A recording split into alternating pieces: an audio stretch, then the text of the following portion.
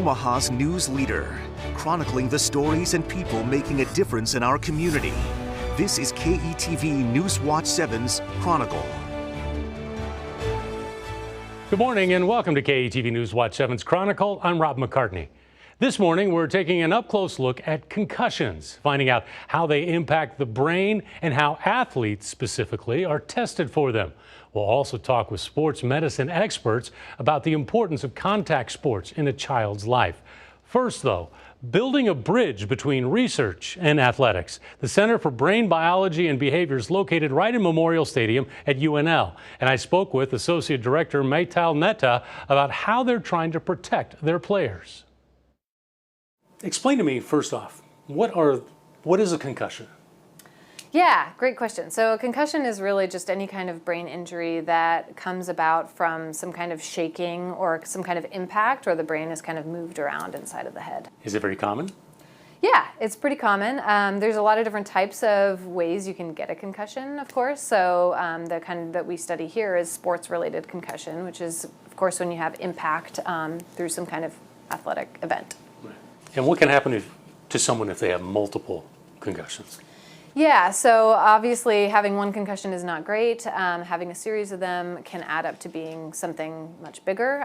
So there's actually something called chronic traumatic encephalopathy, which is CTE, which comes about from kind of a series of concussions that causes some kind of degeneration of the brain. And you said we're in the CB3. What is the CB3? Yeah, so this is a center that was designed to bring together people from all kinds of different scientific expertise. So people, for example, that do research in psychology, political science, special education and communication disorders, a variety of different scientific domains essentially that come together and are working together to solve some big science questions.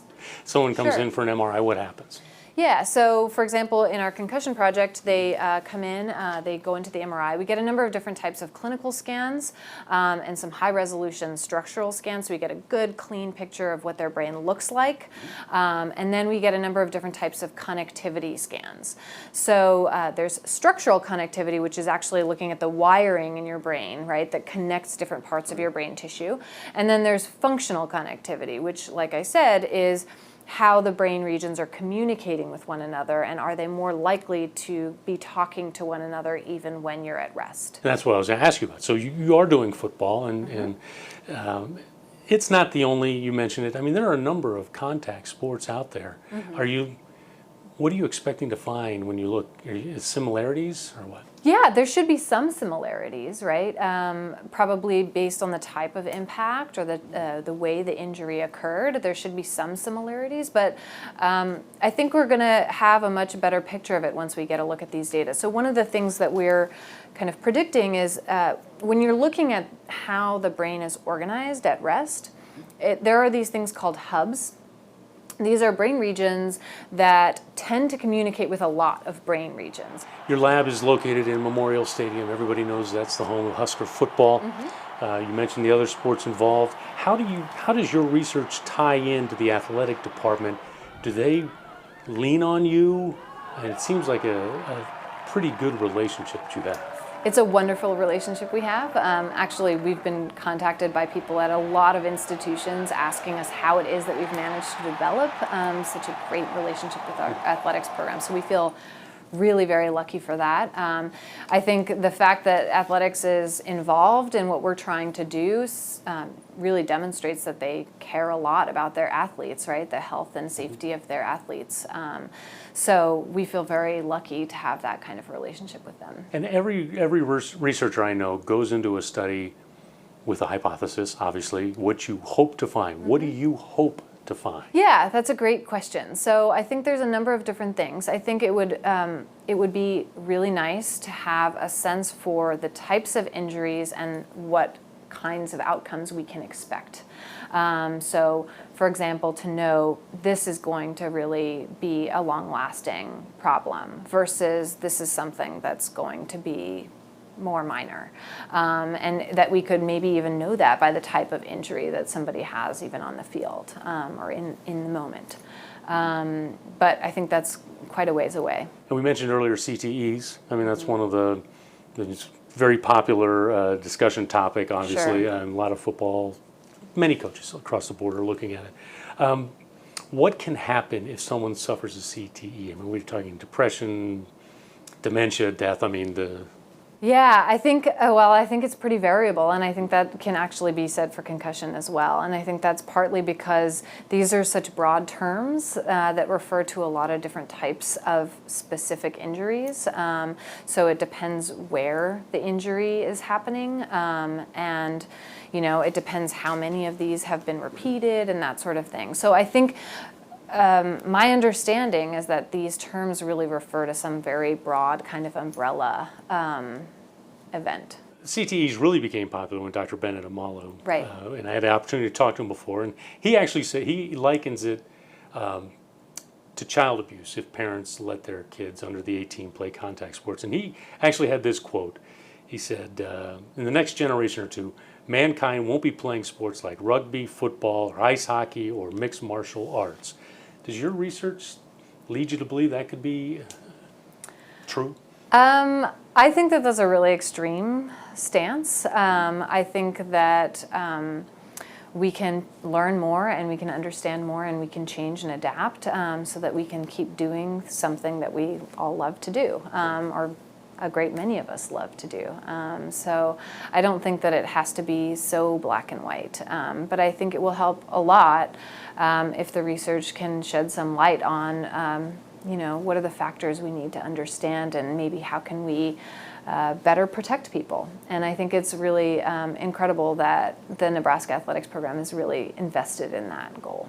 So a concussion would come in and it could just bruise, break, what? Yeah, so a concussion could impact the connectivity in the brain, and it could be structural connectivity, the actual wiring and the fibers, or it could be just interrupting the way those two parts of the brain are communicating. And you'll notice, like, for example, and I can even pause it, but there are certain parts of the brain that seem to be really heavily interconnected, right? So these are like the hubs, right? You see a lot of different parts of the brain that are communicating with this region. And so perhaps if you have an impact right here in one of these hubs, you might see a bigger impact on function, right? Like people are not able to do some of the things they used to be able to do because the parts of the brain that are used to communicating are not anymore. Do you get frustrated in this career because there's so many variables, there's so many I don't knows yet? Yeah, sometimes, but mostly it's really exciting, right? Because there's so much to learn. And as researchers, our job is to discover. And so when you're in this frontier where there's so much to discover, it's actually really exciting. And while we were at the CB3 lab, we also got an up-close look at one way they determine if Nebraska athletes are healthy enough to get back out on the field. See, many times after a concussion, players are unstable on their feet. So this machine actually helps the athletic department see if they can keep their balance. So this is a really high-tech technology that allows us to actually measure the athlete's postural sway. And we do it typically after a concussion when your postural reflexes are really disturbed after a concussion. And so this system actually has like a force plate that can actually measure their movement and even really small, subtle movements that can be really meaningful for an athlete after a concussion. And they stand in this dome here, and this actual dome moves along with the force plate. And so we're able to see when the environment changes, how well can they adapt for their posture.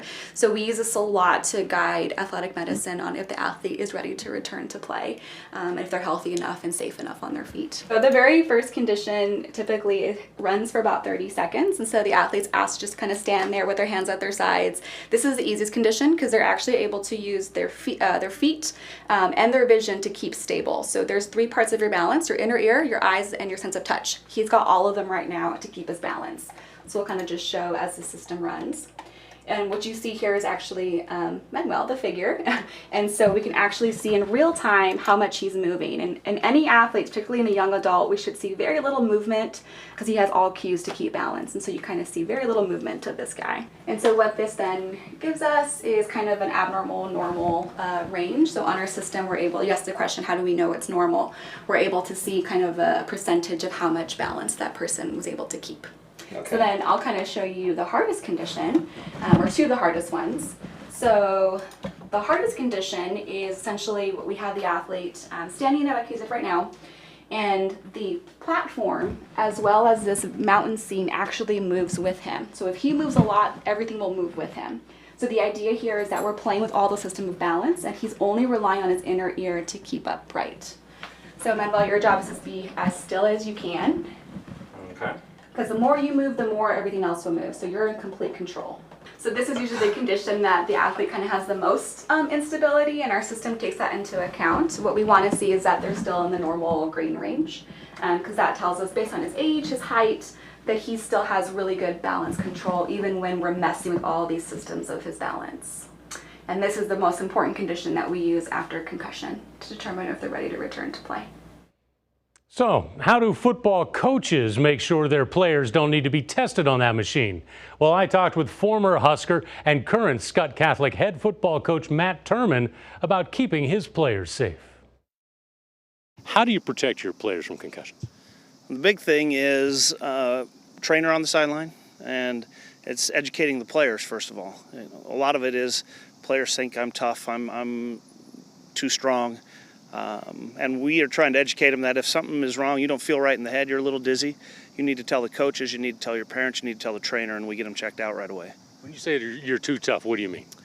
Well, the old stigma is with football is that I can play through anything. You know, I gotta get off the sideline, and I'm too big and strong and tough to come off the field. I don't want to show my opponents that I have any weakness. And you know, it's hard to get over that stigma and get those players to admit when something isn't quite right. How big of a concern is concussion and the concussion protocol for you?